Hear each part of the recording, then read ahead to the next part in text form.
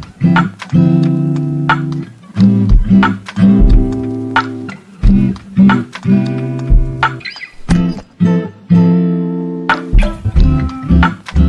Guys, તમારું સ્વાગત છે મારી યુટ્યુબ ચેનલમાં। આજે હું તમને બટેટા પૌવા બનાવતા શીખવાડીશ। તેના માટે તમારે સામગ્રી જોશે: ડુંગળી, ટમેટું, બટેટું, સિંગદાણા, ધાણા ભાજી, સેવ, લીમડો, મરચું અને લીંબુનો રસ। તો અહીં મેં તપેલીમાં એક તેલ લઈ લીધું છે, 1 ચમચી તેલ, અને આપણે પહેલામાં સિંગદાણા તળી લેશું। તો આપણે સિંગદાણાને હેકાવા દેશું, પછી હેકાઈ જાય પછી કાઢી લેશું। તો અહીં મેં મીડિયમ ફ્લેમ રાખેલી છે અને આને આપણે હેકાવા દઈશું। તો અહીં બબલ્સ આવી રહ્યા છે, પણ થોડાક હજી આવવા દઈશું એટલે એકદમ પાકી જાય।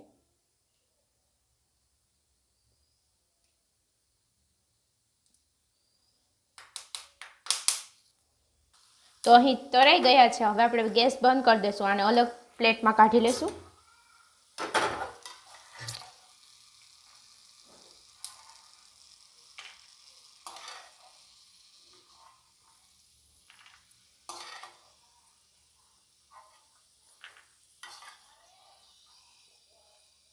તો અહીં મેં કાઢી લીધા છે આમ દાણા।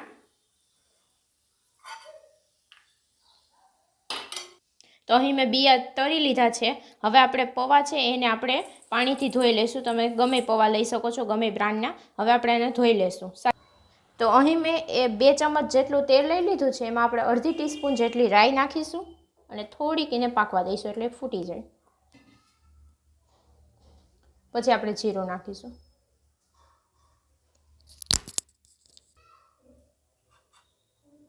હજી રાઈ ચડે છે, એ ફૂટી જાય ત્યાં લગીને આપણે રાહ જોશું।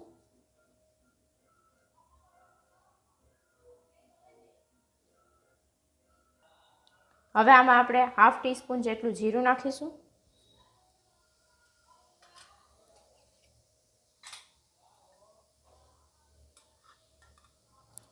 જીરું થોડુંક બ્લેક થવા દઈશું।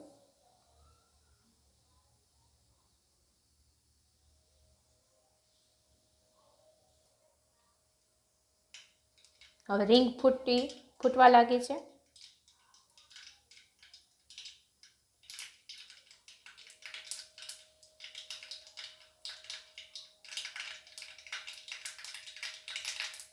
આપણી રાઈ હવે ફૂટવા લાગી છે। હવે આપણે આમાં લીમડા નાખી દઈશું। આપણે તમે 5-6 પાંદડા લઈ શકો છો, મેં અહીં। હવે મેં આમાં અડધી હિંગ નાખી છે, અડધી ટીસ્પૂન, અને ડુંગળી નાખી દઈશું।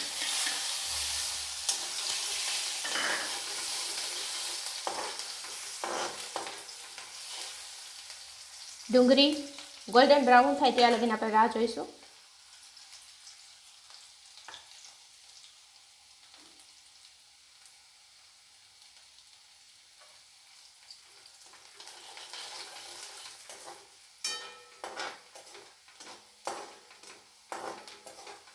તમે જોઈ શકો છો ગોલ્ડન બ્રાઉન થઈ ગઈ છે। હવે આપણે આમાં ટમેટું નાખી દઈશું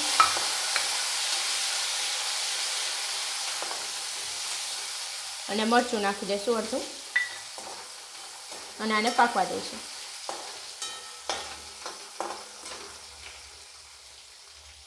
હવે આપણે આમાં જ મસાલા નાખી દઈશું।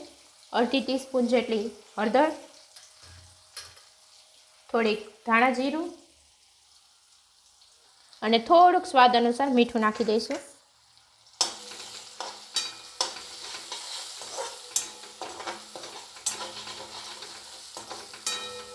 તો આપણા બટેટા અને એ બધું સરખી રીતે પાકી ગયું છે।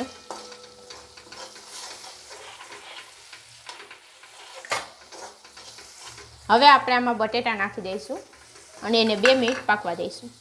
મેં બાફેલા બટેટા જ લીધા હતા,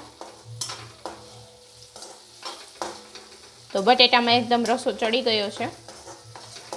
હવે આપણે આમાં જે ઓલા પૌવા ભીના કર્યા હતા એ નાખી દઈશું અને આને સરખી રીતે હલાવી લઈશું।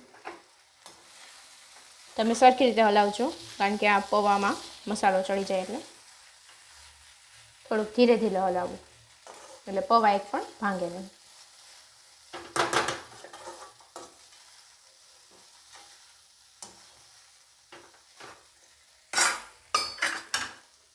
હવે આમાં આપણે તરેલા સિંગદાણા નાખી દઈશું અને આને હલાવી લઈશું સરખી રીતે.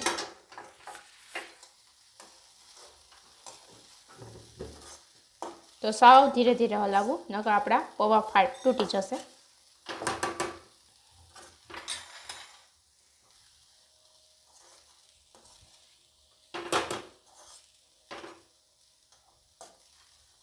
તો આને 2 મિનિટ પાકવા દઈશું. સરખી રીતે હલાવાઈ ગયું છે.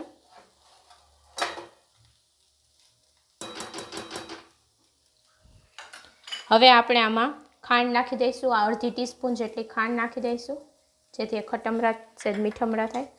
અને થોડુંક લીંબુ નાખી દઈશું. અડધું મેં લીંબુ લીધું હતું, એ નાખી દીધું છે.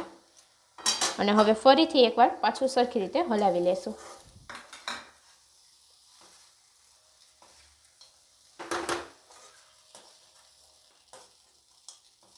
અને સરખી રીતે આપણે હલાવી લઈશું, જેથી ખાંડ અને લીંબુ ભળી જાય.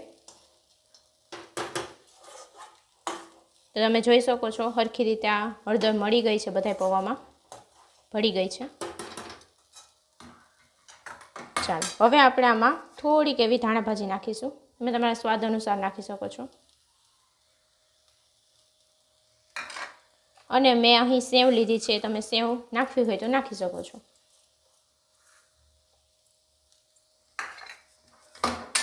હવે આપણે ફરીથી એકવાર હલાવી લઈશું.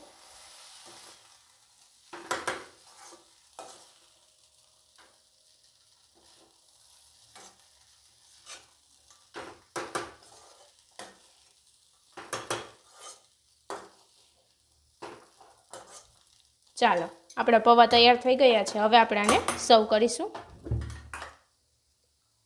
ચાલો હવે આપણે આને સર્વ કરીએ.